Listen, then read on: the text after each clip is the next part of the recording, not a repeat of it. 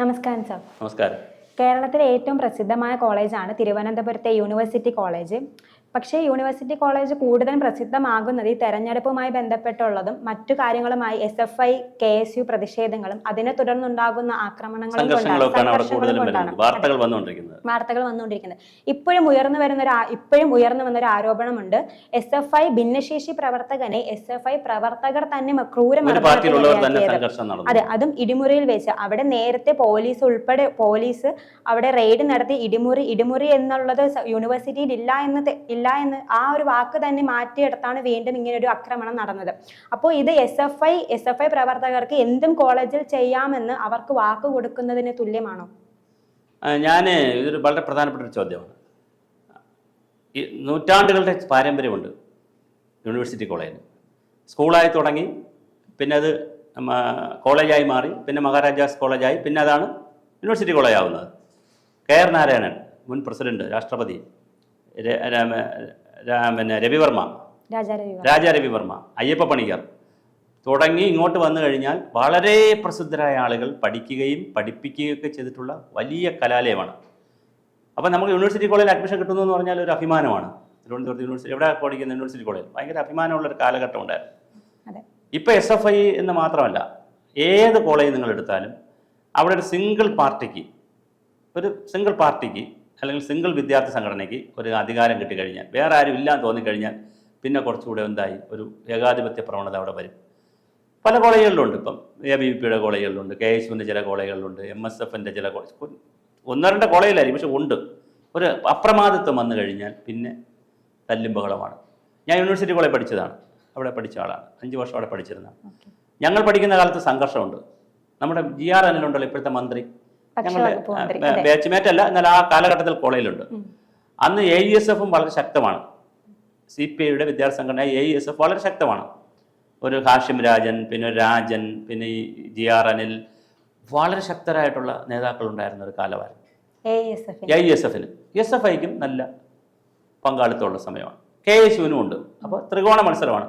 നല്ല തല്ല് നടക്കും അവിടെ, കുത്തൊക്കെ നടന്നിട്ടുണ്ട്. പക്ഷെ അതെല്ലാം നടക്കുന്ന ആര് തമ്മിലാണ്? പാർട്ടികൾ തമ്മിലാണ്. ഒരു പാർട്ടിയും മറ്റൊരു പാർട്ടിയും തമ്മിലാണ്. നടക്കുന്ന വിഷയം എന്താണ്? എലക്ഷൻ, കാൻഡിഡേറ്റ്ഷിപ്പ്, ഇതൊക്കെയാണ് വിഷയങ്ങൾ. അത് മാറി. ഇപ്പോൾ കോളേജുകളിൽ പലയിടത്തും നടക്കുന്ന എന്താണ്? പിന്നെ നമ്മുടെ പാർട്ടി അല്ലാത്ത ഏത് പാർട്ടിയാണ്? നമ്മുടെ പാർട്ടി അല്ലാത്തൊരു പാർട്ടിക്കാർക്ക് എന്ത് കൊടുക്കാൻ പറ്റില്ല? നോമിനേഷൻ കൊടുക്കാൻ പറ്റില്ല. അത് വലിച്ചെറിക്കളയുക. അധ്യാപകരുടെയൊക്കെ പങ്കുണ്ടായിരിക്കും കുറേയൊക്കെ. അത് വലിച്ചെറിക്കളയുക, സമയത്ത് വാങ്ങാതിരിക്കുക, അതിൽ കുഴപ്പം കണ്ടുപിടിക്കുക, അങ്ങനെ നോമിനേഷൻ.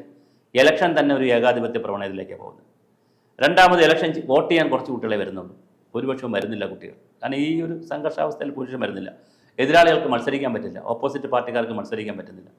ഇങ്ങനെയൊക്കെ നിൽക്കുന്നതിൻ്റെ ഇടയിലാണ് പുതിയ വാർത്തകൾ വരുന്നത്. ഇടിമുറി. ഞങ്ങൾ പഠിക്കുമ്പോഴും അവിടെ കോളേജിൽ ഈ ഓഡിറ്റോറിയവും ക്യാമ്പസും ഒക്കെ ഉണ്ട്. പക്ഷെ ഇടിമുറിയൊന്നും ഇല്ലായിരുന്നു. അങ്ങനെ ഒരിടത്ത് പിടിച്ചുകൊണ്ട് പോയി റൂം അടച്ച് വൈകുന്നേരം ഇടിക്കുന്ന ആ സംവിധാനമൊന്നും ഇല്ലായിരുന്നു. ഇപ്പോൾ കുറച്ച് കാലമായിട്ടാണ് യൂണിവേഴ്സിറ്റി കോളേജിൽ ഇടിമുറിയുണ്ട്. പോലീസ് ഇടപെടുന്നു, പുറത്തുനിന്ന് പലവട്ടവും വരുന്നു. സെയിം പാർട്ടിയിലുള്ള ആളുകൾ തമ്മിൽ തന്നെ എന്ത് നടക്കുന്നു? ഇപ്പോൾ SFIക്കാർ തന്നെ SFIക്കാരെ അടിക്കുന്നു. പിന്നെ അത് പുറത്ത് പറഞ്ഞാൽ തല്ല് കിട്ടുമെന്ന് പറയുന്നു. എന്താ സംഭവിക്കുന്നത് നമ്മുടെ കലാലയങ്ങളിൽ? ഞാൻ ധാരാളം സ്കൂളുകളിലും കോളേജുകളിലൊക്കെ പോകുന്ന ആളാണ്, ക്ലാസ് എടുക്കുന്നതിനും പ്രഭാഷണത്തിനൊക്കെ. പുതിയ തലമുറയിൽപ്പെട്ട ഒരുപാട് കുട്ടികൾ പഠനത്തിന് ഉപരിയായിട്ടുള്ള ഒരുപാട് കാര്യങ്ങളിൽ ഇടപെടുന്നുണ്ട്. മദ്യം ഉപയോഗിക്കുന്നു, ധാരാളം ഉപയോഗിക്കുന്നുണ്ട്. +1 പഠിക്കുന്ന കുട്ടി മദ്യം ഉപയോഗിക്കുന്നു എന്ന് പറഞ്ഞ് കൗൺസിലിംഗ് നടത്തുന്നുണ്ട്. +1 ആയിട്ടുള്ളൂ. അപ്പോൾ അയാൾ കോളേജിലൊക്കെ വന്ന എന്താ സ്ഥിതി? മയക്കുമരുന്നിന് അടിമകളാണ് കൂടുതൽ പേരെ ഞാൻ പറയുന്നില്ല. പിന്നെ സ്വാതന്ത്ര്യം എന്ന് പറയുന്നതിൻ്റെ വേറെ രൂപങ്ങൾ കണ്ടെത്താനുള്ള ശ്രമമാണ് നമ്മൾ നടത്തുന്നത്. അപ്പോൾ കോളേജിൽ ചെല്ലുന്ന എന്തിനാണ്? ശരിക്കും നമ്മൾ കോളേജിൽ പോകുന്ന എന്തിനാണ്? വിദ്യാഭ്യാസം ചെയ്ത് നന്നായിട്ട് ഇറങ്ങി വരാനാണ്. ലോകത്തിലെ ഏറ്റവും നല്ല വിദ്യാഭ്യാസ സ്ഥാപനങ്ങൾ തേടി ആളുകൾ പോവുകയാണ്. 75,000 കുട്ടികളാണ് 1.5 ലക്ഷം കുട്ടികളാണ് ഒരു വർഷം ഇവിടെ നിന്ന് മറ്റ് രാജ്യങ്ങളിലേക്ക് പോകുന്നത്. ഒരു 1.5 ലക്ഷം കുട്ടികൾ മറ്റ് സ്റ്റേറ്റുകളിലേക്ക് പോകുന്നു. ശരിക്കും പറഞ്ഞാൽ ഇന്ത്യയിൽ ഏറ്റവും നല്ല കാലാവസ്ഥയുള്ള, ഏറ്റവും സമാധാനപരമുള്ള, ഏറ്റവും മറ്റ് സംഘർഷങ്ങളൊന്നും ഇല്ലാത്ത, ഇപ്പോൾ കുറച്ച് ദുരന്തങ്ങളൊക്കെ വന്നെന്നുള്ളൂ, അല്ലാത്തൊരു നല്ല പ്രദേശമാണ് കേരളം. മൺസൂണും എല്ലാം നല്ല സ്ഥലമാണ്.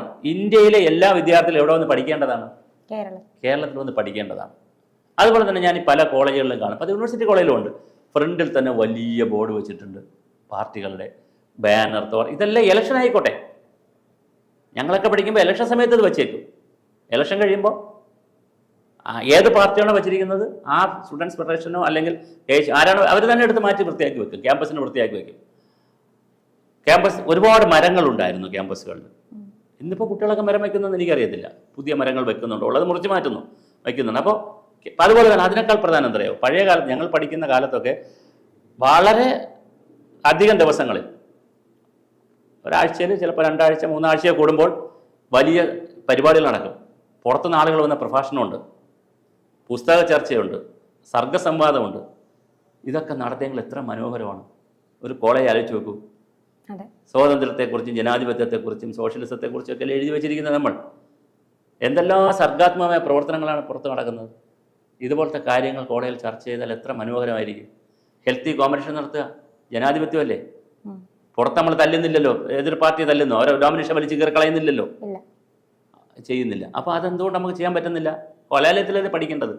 കലാലയ രാഷ്ട്രം നിരോധിക്കണേ വേണ്ടോ എന്നുള്ളൊരു ചോദ്യം, വിദ്യാർത്ഥി രാഷ്ട്രീയം നിരോധിക്കണം, വലിയ ചർച്ചയാണ് കേരളത്തിൽ. ഞാൻ നിരോധിക്കരുതെന്ന് അഭിപ്രായമുള്ള ആളാണ്, രാഷ്ട്രീയം വേണമെന്ന് അഭിപ്രായം. പക്ഷേ രാഷ്ട്രീയം എന്ന് പറഞ്ഞാൽ ഇതല്ല. ഈ തമ്മിൽ തല്ലും കുത്തും, സ്വന്തം പാർട്ടിക്കാരനെ തല്ലലും. ഇതിനു മുമ്പ് അവിടെ ഒരു PSC കേസുമായി ബന്ധപ്പെട്ടൊരു വിഷയം യൂണിവേഴ്സിറ്റി കോളേജിൽ വന്നിരുന്നു. മറ്റേ പോലീസ് ടെസ്റ്റ് എഴുതിയ ഒരാളും അയാളുമായി ബന്ധപ്പെട്ട കുറേ വിഷയങ്ങൾ അന്ന് വന്നിരുന്നു. ടീച്ചർമാരെ തല്ലുന്ന വിഷയങ്ങൾ വന്നിരുന്നു, പ്രിൻസിപ്പാളിനെ റൂം അടച്ചിട്ട വിഷയങ്ങൾ വന്നു, പ്രിൻസിപ്പാളിനെ തല്ലുന്ന വിഷയങ്ങൾ വരുന്നു. അതെല്ലാം. അപ്പൊ എങ്ങനെയാണ് SFIക്ക് ആയാലും ഈ ഒരു അപ്പർ ഹാൻഡ് കിട്ടുന്നത്? SFI പ്രവർത്തകരായാലും അവർ നാളെ പഠിച്ചിറങ്ങി ജോലി കിട്ടി, PSC ടെസ്റ്റ് എഴുതി, അല്ലെങ്കിൽ മറ്റേത് എവിടെയും പോയി ജോലി കിട്ടി ഒരു കുടുംബമൊക്കെ നല്ല രീതിയിൽ ജീവിക്കേണ്ടവരല്ലേ. ക്രിമിനൽ കേസുകളിലൊക്കെ ചെന്നുപെട്ട് അവർക്ക് പറ്റുമോ? ഭരണത്തിൻ്റെ സ്വാധീനം ഉണ്ടെന്ന് പറഞ്ഞ് ക്രിമിനൽ കേസ് ചിലപ്പോൾ കേസ് വരില്ല എന്ന് പറഞ്ഞ് ഇത് ചെയ്യാൻ പാടുണ്ടോ? അപ്പോൾ വിദ്യാർത്ഥികളും മനസ്സിലാക്കേണ്ടത് തൻ്റെ സഹപ്രവർത്തകരെ, ഭിന്നശേഷിക്കാരനെ ഇനി മറ്റൊരാൾ തല്ലിയാൽ പോലും സംരക്ഷിക്കേണ്ട ആളല്ലേ. എന്താ കാര്യം? ഒരു സമരത്തിന് വന്നില്ല, സമരത്തിന് ചിലപ്പോൾ സമയം ഉണ്ടായി പോവും, പ്രകടനത്തിന് വന്നില്ല, കൊടി കെട്ടാൻ വന്നില്ല, വിളിച്ചാൽ ഓർഡർ ഇടുക, ഇങ്ങനെ പോവുകയാണത്. അതൊരു കാരണവശാലും യൂണിവേഴ്സിറ്റി കോളേജിൽ നിന്നും ഇതൊന്നും അനുവദിക്കാൻ പാടില്ലാത്തതാണ്. അതുപോലെ മഹാരാജാസ് കോളേജ്, എറണാകുളം മഹാരാജാസിന് ഓട്ടോണമി കിട്ടി. ഇപ്പോൾ ഓട്ടോണമി കിട്ടിയാൽ എന്താണ്? സ്വാതന്ത്ര്യം കിട്ടിയാൽ കൂടുതൽ നമ്മൾ എന്താ വേണം ചെയ്യേണ്ടത്? പക്വത വരെയാണ് ചെയ്യേണ്ടത്. നമുക്ക് എനിക്ക് സ്വാതന്ത്ര്യം തന്നിരിക്കുന്നു.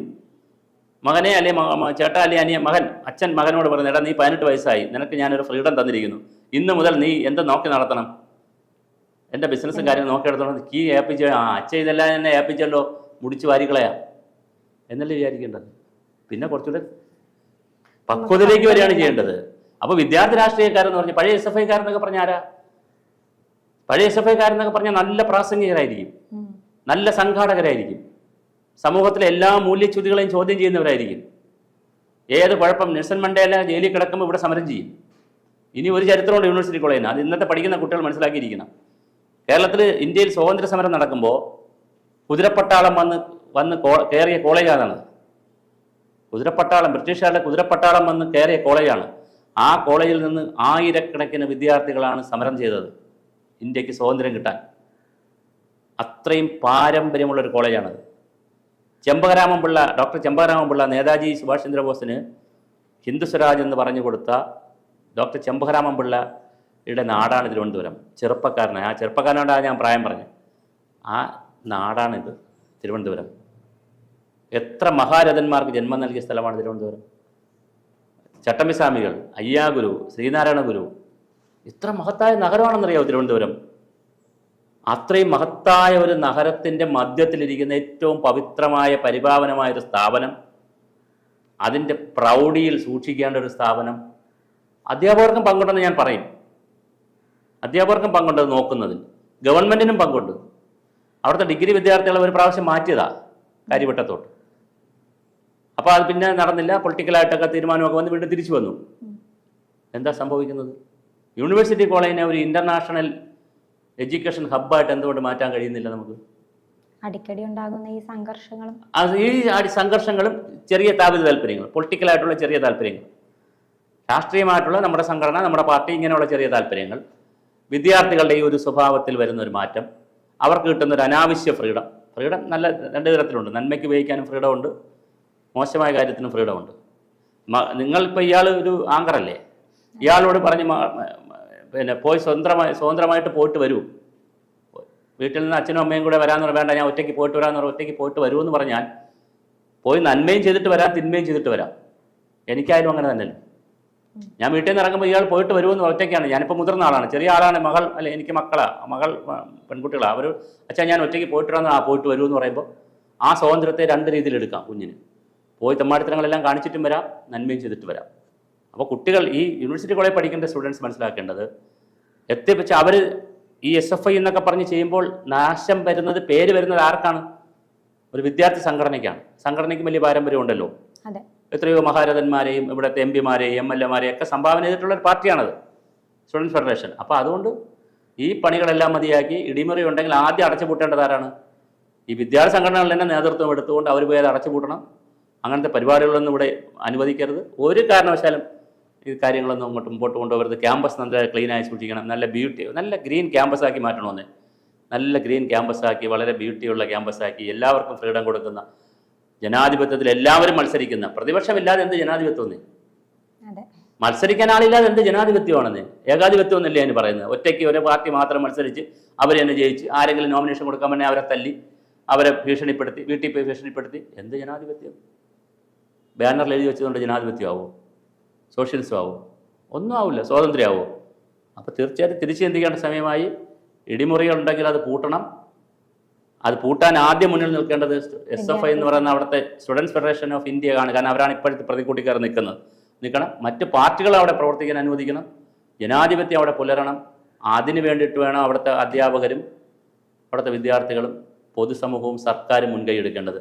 അല്ലെങ്കിൽ സർക്കാർ സമൂഹത്തിന് കൊടുക്കുന്ന മെസ്സേജ് നല്ലതല്ല, ആ കോളേജ് സമൂഹത്തിന് കൊടുക്കുന്ന മെസ്സേജ് നല്ലതല്ല. ഇങ്ങനെയൊക്കെ നടക്കുന്ന കോളേജുകളിൽ നല്ല കുട്ടികളെ അങ്ങോട്ട് അയക്കുമോ? ഇല്ല. നല്ല കുട്ടികളെന്ന് പറഞ്ഞാൽ മോശം കുട്ടികളുണ്ടെന്നുള്ള അർത്ഥമില്ല, അങ്ങനത്തെ അർത്ഥമില്ല. ഞാൻ സമാധാനപരമായി ജീവിക്കണമെന്ന് ആഗ്രഹിക്കുന്ന കുട്ടികളെ അങ്ങോട്ട് അയക്കുമോ? ഒരു കാരണവശാലും അയക്കത്തില്ല. പെൺകുട്ടികളെയൊക്കെ തല്ലുന്ന സ്ഥലമാണ്. എല്ലാം പാടുണ്ട്. പെൺകുട്ടികൾക്ക് മത്സരിക്കണ്ടേ? ഏത് പാർട്ടി ആയിക്കോട്ടെ, അതല്ലേ ജനാധിപത്യം. മത്സരിച്ച് തോൽപ്പിക്കുമ്പോഴല്ലേ ജനാധിപത്യം സർഗാത്മകമാകുന്നത്. ഇത് വലിയൊരു വിദ്യാഭ്യാസം. ഇവിടുത്തെ പൊളിറ്റിക്കൽ പാർട്ടീസിൻ്റെ എനിക്ക് പറയാനുള്ളത് പഴയ SFIക്കാർ ഒരുപാട് പേരുണ്ട്. ഇപ്പോൾ മന്ത്രിമാരായിട്ട് നിൽക്കുന്നവരും MLA-മാരായവരും മുൻ മന്ത്രിമാരും ഉണ്ട്. അവരൊക്കെ ഇതിനകത്ത് ഇടപെടണം, ഈ പ്രശ്നത്തിൽ ഇടപെടണം. SFIയുടെ അഖിലേന്ത്യാ പ്രസിഡൻ്റൊക്കെ ഉണ്ട് ഇവിടെ, പഴയ. അവരെല്ലാം ഇടപെടണം. ജൂനിയർ തലമുറയോട് പറയണം, ഇതല്ല അവിടെ ചെയ്യേണ്ടത്. നിങ്ങൾ സർഗാത്മകമായി ചിന്തിക്കൂ, നിങ്ങൾ പഠനത്തിൽ കോൺസെൻട്രേറ്റ് ചെയ്യൂ, സമരങ്ങൾക്ക് പൊക്കോളൂ, സമരങ്ങൾക്ക് പോവാം, ജനാധിപത്യം വാഴട്ടെ അവിടെ എന്ന് പറയാൻ ഉള്ള പണി യൂണിവേഴ്സിറ്റി കോളേജിൽ നിന്ന് ആരംഭിക്കാം. അത് യൂണിവേഴ്സിറ്റി കോളേജിന് ബാധകമാണ്, ധനുവച്ചോര NSS കോളേജിനും ബാധകമാണ്, MG കോളേജിനും ബാധകമാണ്, അങ്ങോട്ട് പോയാൽ മഹാരാജാസ് കോളേജിന് ബാധകമാണ്. കേരളത്തിലെ എല്ലാ കലാലയത്തിനും ഇത് ബാധകമാണ്. ഇടിമുറികളും മർദ്ദനമുറകളും ഗഞ്ചാവ്, പിന്നെ അതുണ്ടെന്നല്ല ഞാൻ പറയുന്നത്, മദ്യം, ഇത്തരം കാര്യങ്ങളുണ്ടെങ്കിൽ അത് എടുത്തു മാറ്റേണ്ട സമയം അതിക്രമിച്ചിരിക്കുന്നു. അതിൽ മുന്നിൽ നിൽക്കേണ്ടതാരാണ്? മറ്റാരേക്കാളും മുന്നിൽ നിൽക്കേണ്ടതാരാണ്? വിദ്യാർത്ഥി സംഘടനകളാണ്. അതിനെ പ്രൊമോട്ട് ചെയ്യേണ്ട സർക്കാരുമാണ്.